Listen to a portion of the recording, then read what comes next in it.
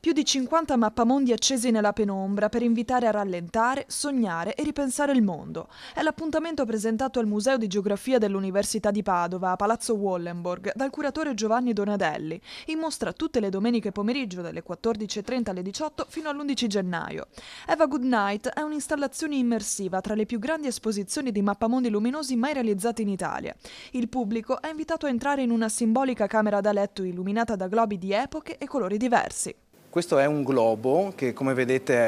è in cirillico, che è stato acquistato online, usato chiaramente, da un ragazzo ucraino che vende questi globi che sono di produzione chiaramente russa, vedete appunto i simboli che lo richiamano,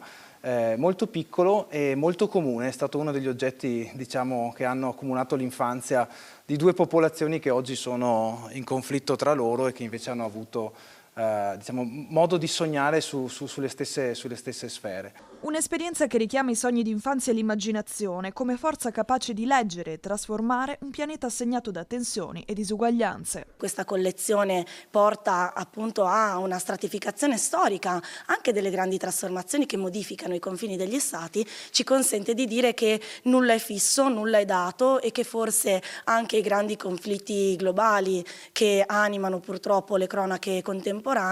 in realtà nascono da delle riflessioni e delle appropriazioni che forse possiamo discutere insieme per immaginare un futuro più inclusivo.